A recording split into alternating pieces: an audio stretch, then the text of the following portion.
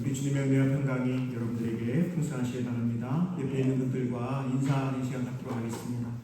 고맙습니다. 감사합니다. 사랑합니다. 인사합니다. 고맙습니다. 감사합니다. 사랑합니다.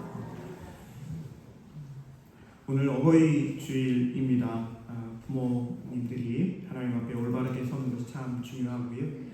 또 우리는 모두 하나님의 자녀들입니다. 또 하나님의 자녀들로서 또 하나님을 섬겨가는 일에 있어서도 일평생 우리의 삶이 모든 일들을 잘 감당할 수 있는 저와 여러분, 우리 포항영락교회 성도 여러분 공동체 되실 수 있기를 주님의 이름으로 축복합니다.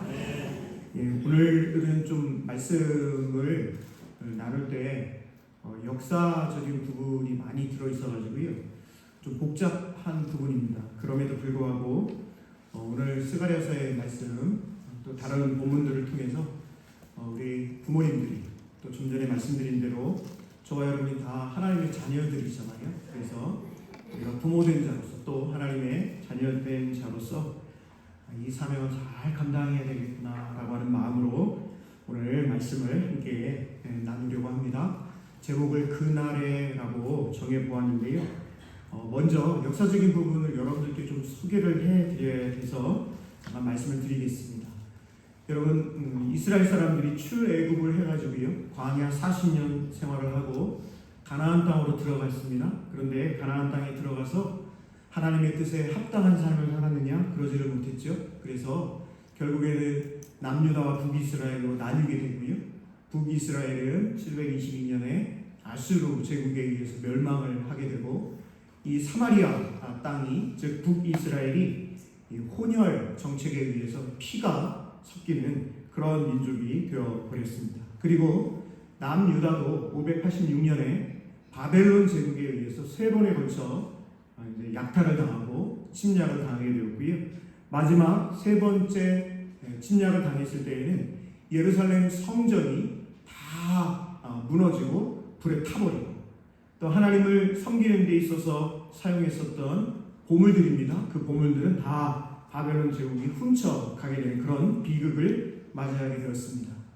이 바벨론 70년 역사에 대해서 많은 사람들이 뭐라고 생각을 했냐면, 하나님께서 우리에게 벌을 내리셨다, 징계하셨다라고 생각을 했는데요. 예레미야 선지자는 징계의 70년이 맞지만 징계만 있는 것이 아니라 안식 70년, 교육 70년, 제국 수명 70년의 의미가 있다라고 주장을 하게 되었습니다. 안식이라고 하는 것은 제가 지난번에 큰 물고기가 요나를 토해냈던 것을 말씀을 드리면서, 하나님의 사람들이 제대로 하나님의 뜻에 합당하지 않은 삶을 살아가게 되면 그 하나님의 사람들이 살아가고 있는 그 땅이 더러워지게 되고 결국 그 땅이 하나님의 사람들을 토해낸다라고 말씀을 드렸거든요. 바로 그렇습니다.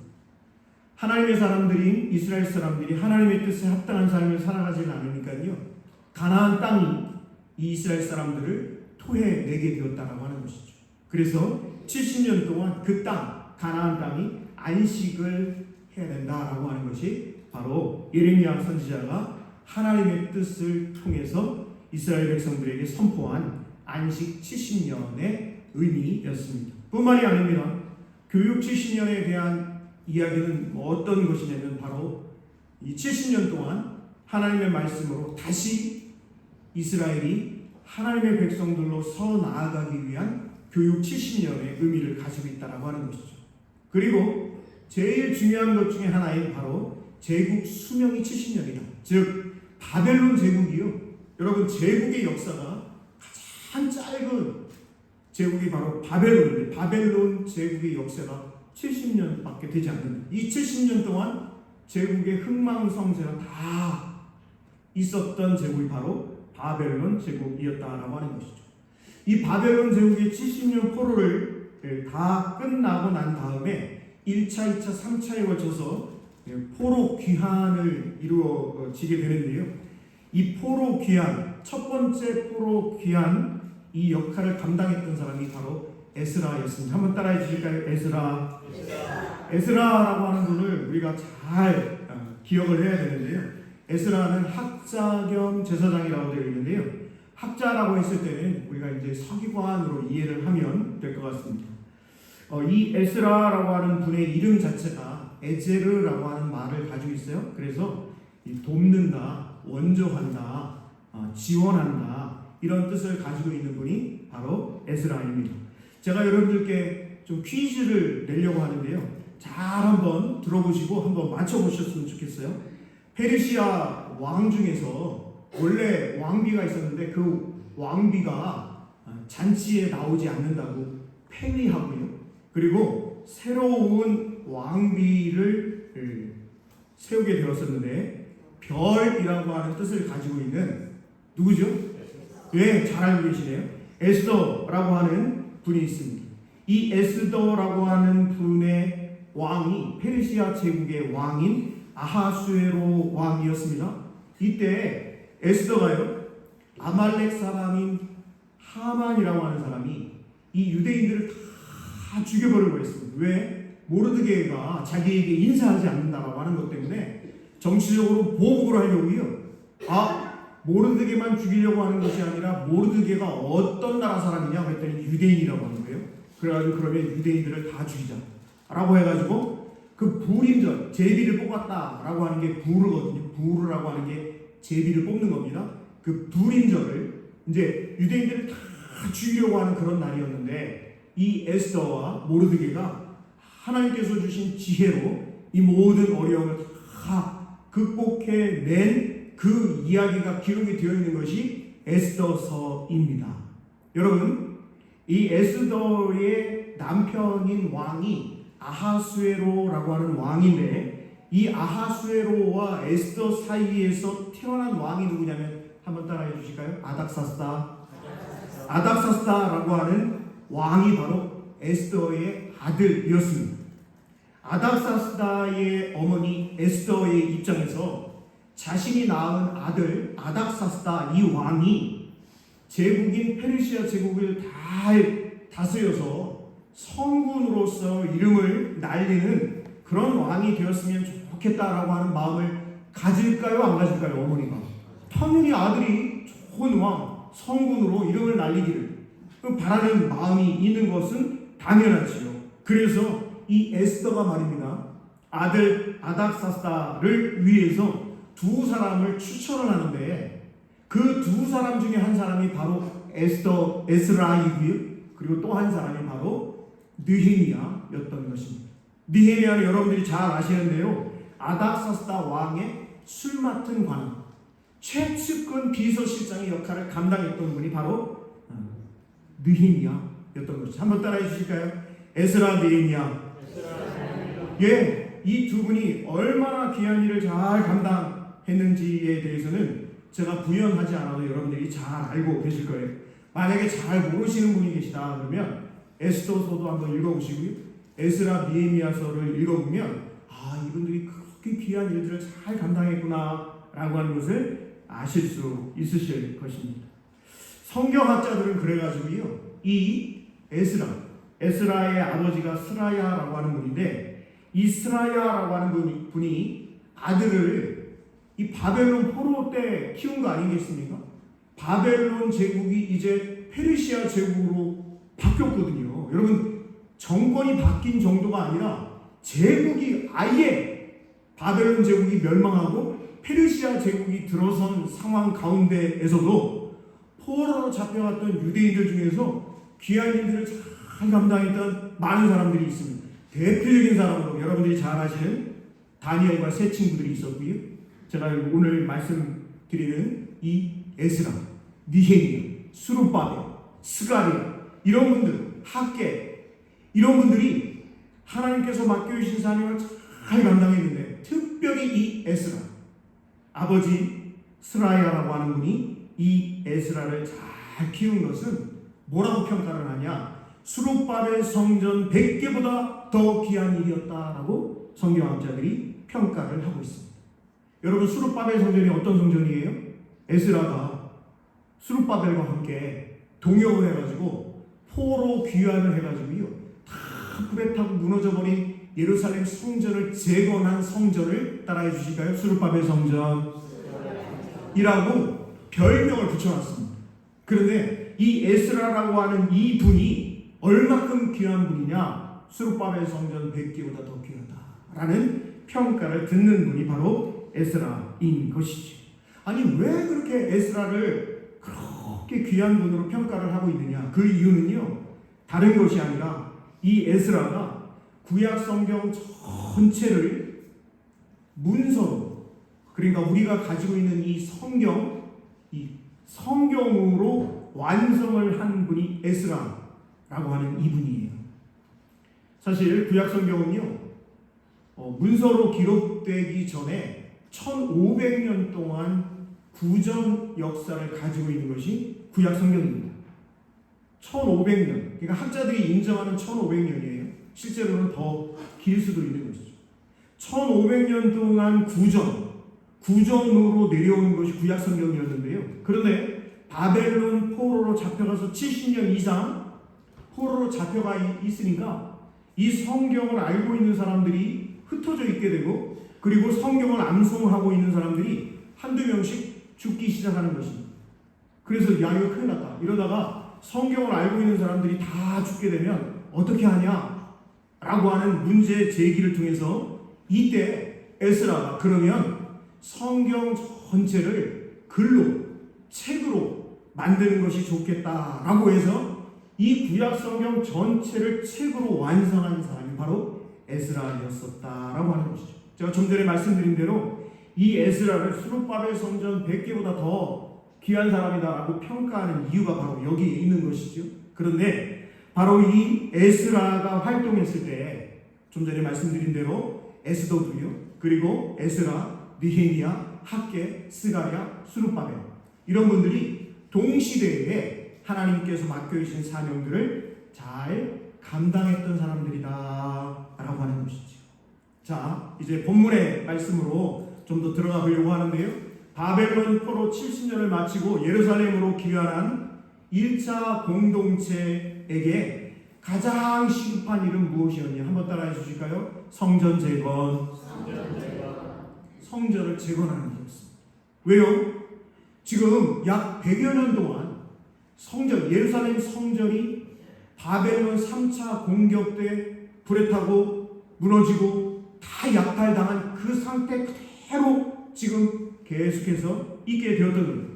그래서 1차 포로에서 귀환한 수룹바벨을 비롯한 에스라, 이분들을 중심으로 해서 우리가 가장 시급하게 해야 할 일이 바로 성전 재건 아니겠냐라고 해가지고요, 에스라와 수룹바벨을 중심으로 해가지고 성전 재건을 시작하게 되었습니다. 그런데 문제가 발생했어요. 당시 이 가나안 땅, 이 지역을 이제 우리 세계사에서는 레반트 지역이라고 합니다. 한번 따라해 주실까요? 레반트 지역. 예, 지금도 여러분들 중에서 세계사를 조금이라도 관심을 가지고 계시면 고대 근동 지역을 레반트 지역이라고 하는데, 이 레반트 지역에 패권을 가지고 있는 방백 르훔, 그리고 종교 지도자인 심세라고 하는 사람이 성전 재건을 방해하게 됩니다. 왜 이들이 방해를 하냐면요, 이 사람들은 사마리아 지역 출신들인데, 사마리아 지역은 지금 벌써 722년 주전입니다. 아수르 제국에 의해서 피가 섞이게 되었어요. 그래서 이 르훔과 심세 같은 경우에도 사마리아, 즉 북이스라엘 출신임에도 불구하고요, 이 사람들은 철저히 정치적인, 다시 말씀드려서 돈의 원리로 자기들이 살아가는 것이지 결코 하나님의 뜻을 중요하게 여기는 사람들이 아니었었다라고 하는 것이죠. 그런데 지금 바벨론에서 포로로 귀환을 하면서 에스라와 스룹바벨이 이 포로 귀환한 사람들과 그리고 가나안 땅에 살고 있었던 사람들에게 뭐라고 이야기를 하냐면, 우리가 새롭게 출발하기 위해서는 예루살렘 성전을 재건해야 된다 라고 하니까요, 르훔과 심세의 입장에서는 이 유대인들이 새롭게 출발하는데 성전을 재건하게 되면 우리의 영향력, 다시 말씀드리면 르훔과 심세 이런 사람들의 영향력이 줄어들 것을 염려해가지고요, 성전 재건을 방해하게 되는데, 에스라 4장 8절 말씀을 한번 우리 같이 찾아보도록 하겠습니다. 에스라 4장 8절입니다. 좀 성경이 왔다 갔다 해야 돼서 많이 좀 찾아보셨으면 좋을 것 같아요. 에스라 4장 8절 제가 한번 읽어드리도록 하겠습니다. 방백 루훔과 서기관 심세가 아닥사스다 왕에게 올려 예루살렘 백성을 뭐 하고 있습니까? 고발을 하고 있습니다.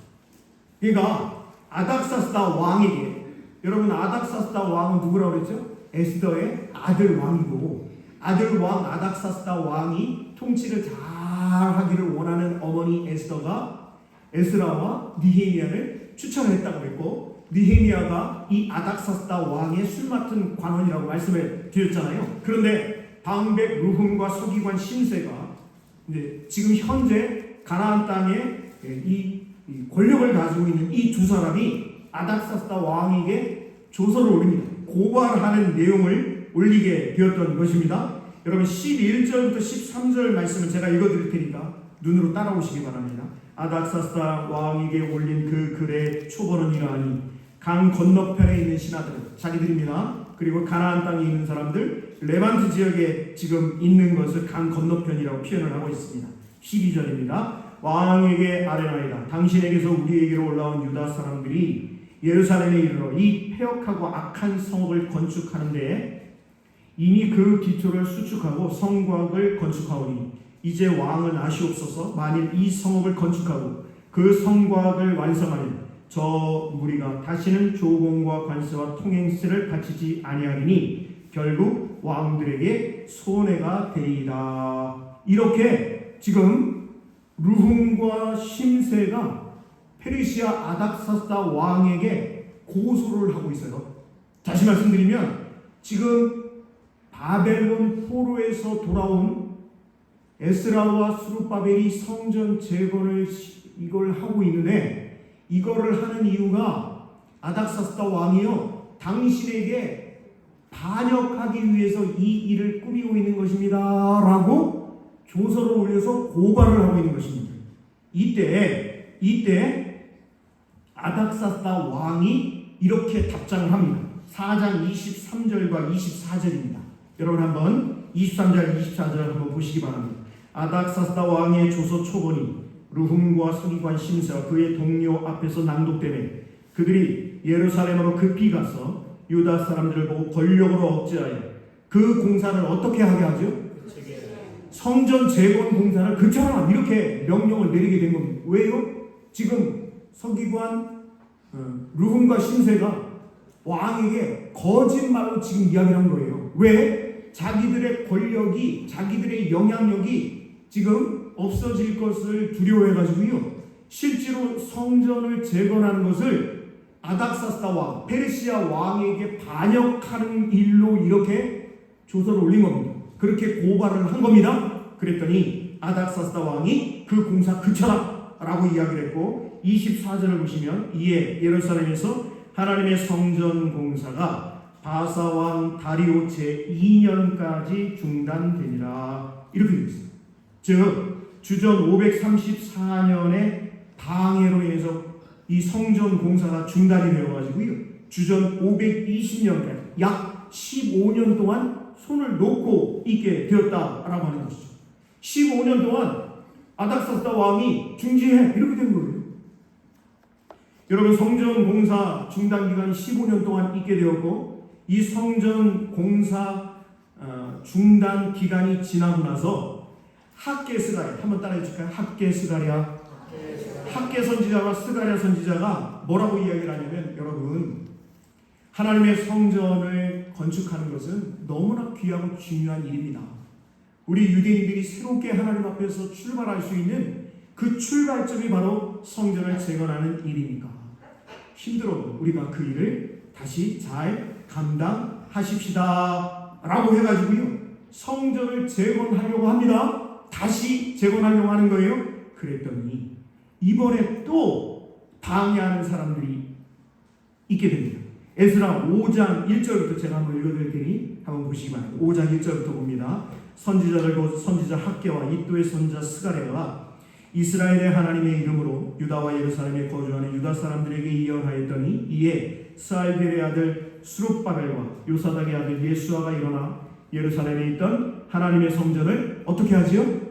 다시 건축하기 시작하며 하나님의 선지자들이 함께 있어 그들을 돕더니 그때 유브라데강 건너편 총독 다뜨네와 스달 보스네와 그들의 동관들이 다 나와 그들에게 이르되 누가 너희에게 명령하여 이 성전을 건축하고 이 성곽을 마치게 하였느냐 하기로 우리가 건축하는 자의 이름을 아뢰었으나 하나님이 유다 장로들을 돌보셨으므로 그들이 능히 공사를 막지 못하고 이 일을 다리오에게 아뢰고 그 답장이 오기를 기다렸더라. 이렇게 되어 있습니다. 다시 말씀드리면 르훔과 신세가 아닥사스다 왕에게 조서를 올려서 아닥사스다 왕이 중지해 그래가지고 15년 동안 중지하고 있었거든요. 그래서 여러 가지 우여곡절 끝에 다시 성전 공사를 시작하려고 했더니 이번에는 또 다뜨네와 스달 보스네가 다리오 왕에게 또 고발을 하게 됩니다. 그랬더니 이 다리오 왕은요 이 모든 사정을 다 연구를 하게 되었고 6장 1절을 한번 보실까요? 에스라 6장 1절 6장 1절을 보시면 제가 읽어드릴게요. 이에 다리오 왕이 조서를 내려 문서 창고 곧 바벨론의 보물을 쌓아둔 보물 정각에서 조사하게 하여 이 모든 일들을 조사를 합니다.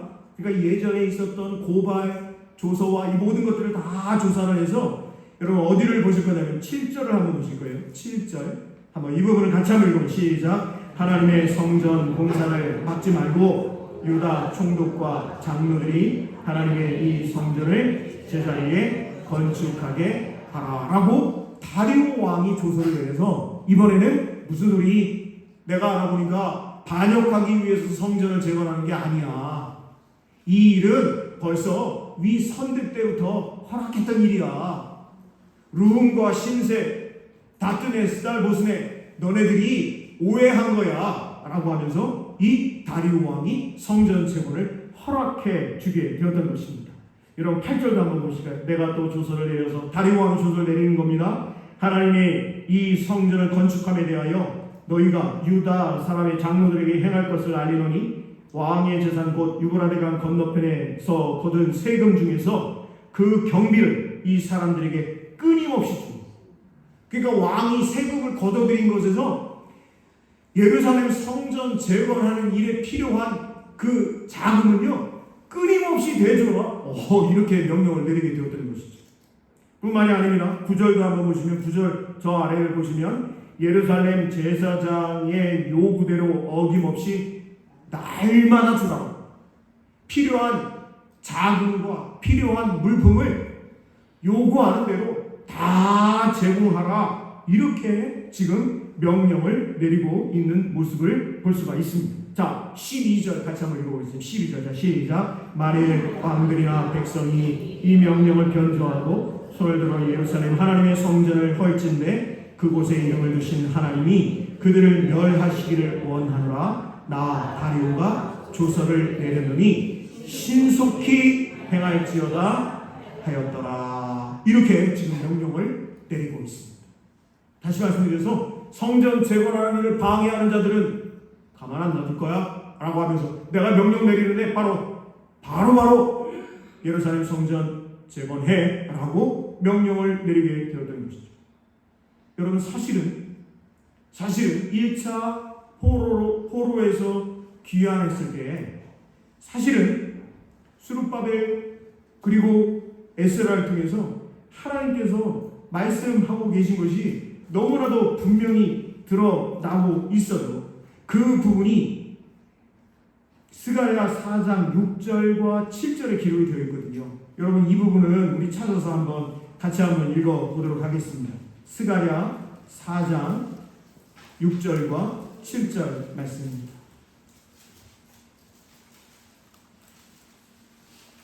잘 아시는 말씀이에요.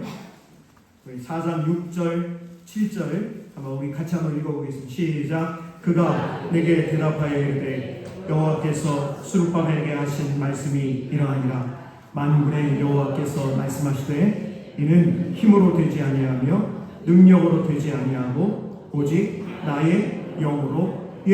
이 예루살렘 성전을 건축하는 일이요 사람들의 어떤 지혜로가 아니라는 거예요. 사람들의 어떤 능력으로가 아니라는 거예요. 그러면서 하나님께서 스룹바벨에게 하시는 말씀이 하나님의 능력으로 된다, 나의 영으로 된다라고 말씀하시며 7절 말씀 같이 한번 읽어보세요. 시작. 큰 산아 내가 무엇이냐? 내가 스룹바벨 앞에서 평지가 되리라. 이 큰 산, 예루살렘 성전을 건축하는 이 일이 큰 산이, 큰 인물을 아주 중요한 사역이라는 거예요.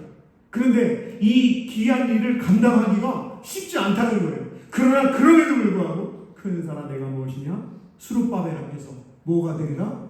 평지가 되리라 라고 하나님께서 스가랴를 통해서 용기를 북돋워 주고 있는 말씀이 바로 오늘 이 스가랴 4장 6절 7절에 기록되어 있습니다. 하나님께서 원하시는 하나님의 뜻이었던 거예요. 성전을 재건하는 것. 그런데 여러분 어떻습니까? 조금 전에 우리가 살펴보았습니다만 이 성전을 재건하는 일을 방해하는 사람들이 많습니까? 협조하는 사람들이 많습니까? 방해하는 사람들이 많습니다. 어떻게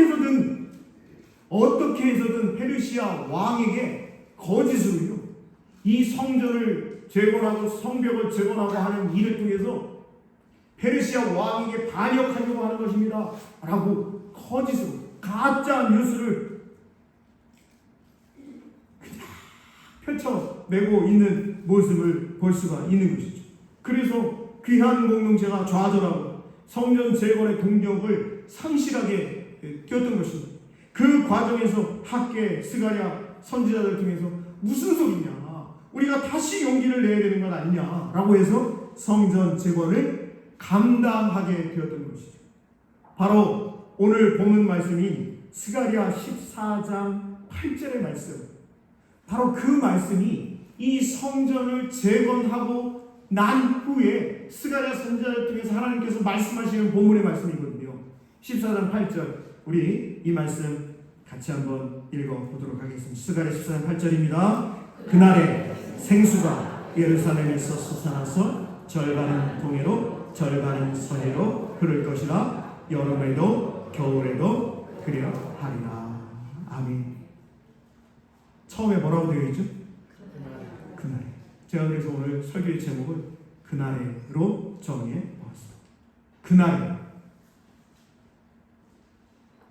여러분, 이 그날에 생수가 예루살렘에서 솟아나서 절반은 동해로 절반은 서해로 흐를 것이고 여름에도 겨울에도 생수가 흐르나 라고 스가랴 선지자를 통해서 하나님께서 말씀하고 계시는데, 이 그날에가 어떤 날이냐? 바로 예루살렘 성전이 재건되는 바로 그날이었던 것입니다. 바로 이 그날에 어떤 역사가 또 일어날 것이냐? 여러분, 우리 14장 16절에서 19절 말씀도 같이 한번 읽어보겠습니다. 16절부터 19절입니다. 시작. 예루살렘을 치러왔던 이방 나라들 중에 남은 자가 해마다 올라와서 그 왕 만군의 여호와께 경배하며 초막절을 지킬 것이라. 땅에 있는 족속들 중에 그 왕 만군의 여호와께 경배하러 예루살렘에 올라오지 아니하는 자들에게는 비를 내리지 아니하실 것인즉 만일 애굽 족속이 올라오지 아니할 때에는 비 내림이 있지 아니하니 여호와께서 초막절을 지키러 올라오지 아니하는 이방 나라들의 사람을 치시는 재앙을 그에게 내리실 것이라. 애굽 사람이나 이방 나라 사람이나 초막절을 지키러 올라오지 아니하는 자가 받을 벌이 그러하리라. 그래서 여러분, 그날에는 어떤 역사가 일어나냐? 유대인들뿐만 아니라요, 이방인들 중에서 이 예루살렘에 남아있는 그 모든 사람들이 다 초막절을 지키게 된다라고 지금 말씀을 선포하고 있습니다. 초막절이 어떤 절기가 초막절입니까? 애굽에서 종살이 하다가 광야 40년 생활을 하고 이제 가나안 땅으로 들어가게 되었을 때 이스라엘 사람들이 광야 40년 동안 생활했었던 그것을 기념하며 텐트를 치고 있었잖아요. 그래서 그 절기를 바로 초막절, 하나님께서 광야 40년 동안 구름기둥과 불기둥, 만나와 메추라기, 바위를 떠뜨려서 물을 내어주셨던 그 절기를 지키게 될 것이다 라고 그날에 라고 선포를 하고 있는 것입니다. 뿐만이 아닙니다. 우리 20절 말씀도 같이 한번 읽어보겠습니다. 20절 말씀입니다. 시작. 그날에는 말 방울에까지 여호와께 성결이라 기록될 것이다. 여러분, 그날에 어떤 방울에까지요? 말 방울입니다. 말이 달고 다니는 딸랑딸랑 그 말이 달고 다니는 방울에까지도 여호와께 성결이라고 하는 이 귀한 문구가 새겨질 것이다 라고 이야기를 하고 있어요. 그러면서 오늘 본문 다시 14장 8절을 보시면 그날에 무엇이 예루살렘에서 솟아나서라고 되어 있죠? 생수가 솟아난다라고 되어 있는데 이 생수가 어떤 생수냐? 여러분 요한복음 4장 14절 말씀 제가 읽어드릴게요. 내가 주는 물을 마시는 자는 영원히 목마르지 아니하리니 내가 주는 물은 그 속에서 영생하도록 솟아나는 샘물이 되리라. 한번 따라해 주실까요? 영생하도록 솟아나는 샘물이 되리라. 영생하도록 솟아나는 샘물이 되리라. 이 영생하도록 솟아나는 샘물이 바로 오늘 본문 14장 8절에 그날에 생수가 예루살렘에서 솟아났어 라고 했을 때 그 생수인 것입니다. 뿐만이 아닙니다. 요한계시록 22장 17절의 말씀에 성령과 신부가 말씀하시기를 오라 하시는도다. 듣는 자도 오라 할 것이요 목마른 자도 올 것이요 또 원하는 자는 값없이 생명수를 받으라 하시더라. 왜? 생명수가 바로 오늘 본문의 생수인 것이죠. 사랑하는 성도 여러분, 스가랴 오늘 본문의 말씀이 14장의 말씀인데요. 사실은 스가랴 12장 3절을 보시면 성경을 빨리 보시면 스가랴 12장 3절에 보면 어떤 날에는 이라고 되어 있죠? 그날에는 이라고 되어 있어요. 12장 6절을 한번 보세요. 거기도 뭐라고 되어 있습니까? 그날에 라고 되어 있어요. 12장 8절을 보세요. 뭐라고 되어 있습니까? 그날에 라고 되어 있습니다. 13장 1절을 한번 보세요. 13장 1절 거기에 뭐라고 되어 있습니까? 그날에. 13장 4절에 뭐라고 되어 있습니까? 그날에 라고 되어 있죠. 여러분 14장 1절을 보세요. 14장 1절 예, 그렇죠. 같이 한번 읽어보겠습니다. 14장 1절 시작. 여호와의 날이 이르니라. 그날에. 다시 말씀드려서 여호와의 날이 그날이고요. 그 날이 어떤 날이에요? 여호와의 날이라고 오늘 기록이 되어 있습니다. 14장 4절에서도 그날에 라고 되어 있고 14장 6절에도 그날에 라고 되어 있고 오늘 본문 14장 8절에도 그날에 라고 되어 있고 14장 13절에도 그날에 라고 되어 있고 14장 20절에도 뭐라고 되어 있습니까? 그날에 라고 되어 있습니다. 자, 그렇다면 그날에 라고 하는 날은 그날은 어떤 날이냐? 오늘 본문인 스가랴 14장 8절 말씀만 놓고 본 날은 그날은 따라해 주실까요? 예루살렘 성전이 재건되는 날입니다. 예루살렘 성전이 재건되는 날입니다. 뿐만 아니라 그 날이 곧 여호와의 날이라고 했으니 그 날은 바로 예수님의 초림의 날입니다. 저와 여러분이 기뻐하고 즐거워하고 또 함께 예수님의 탄생을 축하하는 그 성탄절, 예수님 처음 이 세상에 오신 그 날을 의미하고 있는 것이 또한 오늘 본문의 그 날의 의미입니다. 마지막으로 그 날은 또 어떤 날이냐? 바로 십자가에 달려 돌아가시고 3일 만에 부활하시고 승천하시고 하나님 보좌의 우편에 앉아 계신 그 예수님이 다시 오시는 예수님의 재림의 날이 바로 그 날인 것입니다. 사랑하는 성도 여러분, 귀한 공동체가 예루살렘 성전을 재건하는 사역은 단순히 건물로서만의 성전이 아니었던 것입니다. 예루살렘으로 돌아와서 에스라와 수룹바벨을 중심으로 해서 그리고 어려움이 있었지만 다시 학계 스가랴 선지자를 통해서 이 모든 사역을 잘 감당할 수 있었던 것은 건물로서만의 성전이 아닌 마음의 성전, 내면의 성전, 영혼의 성전을 세워가는 것을 의미하고 있는 것이거든요. 그러니 오늘 어버이 주일을 맞이한 저와 여러분 우리 모두도 마음의 성전, 내면의 성전, 영혼의 성전을 잘 세워가실 수 있기를 간절히 소망합니다. 그리하여 오늘 스가랴 14장 8절의 말씀 그날에 라고 하는 것이 성전을 재건하는 그날, 예수님이 오신 그날 뿐만 아니라 예수님이 다시 오시는 그날, 재림의 그날임을 우리 모두가 그 날에 예수 그리스도께서 다시 오시는 그 날에 주님과의 멋진 만남을 가지실 수 있기를 우리 주님의 이름으로 축복합니다. 기도하겠습니다. 사랑과 은혜가 풍성하신 하나님, 그날의 생수가 예루살렘에서부터 동서로 겨울과 여름에도 풍족히 흐르게 될 것이다 말씀하셨습니다. 그날 예루살렘 성전이 재건되는 그날, 우리 주님이 이 세상에 오신 육신을 입고 오신 그날뿐만 아니라 우리 주님 다시 오실 재림의 그날임을 잊지 않고 살아갈 수 있는 우리 모두 되게 하여 주시옵소서. 예수님 귀하신 이름으로 감사하며 기도드립니다. 아멘.